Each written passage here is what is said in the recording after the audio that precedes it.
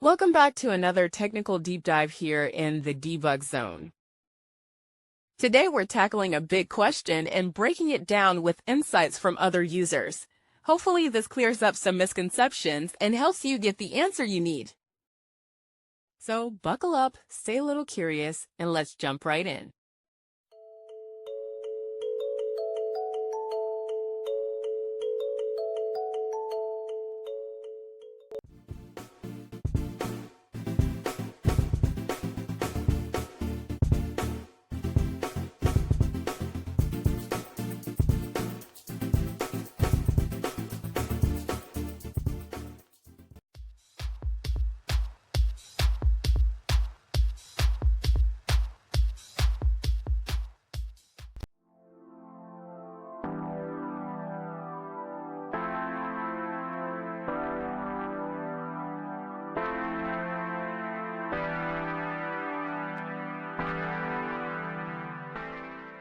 And that's a wrap.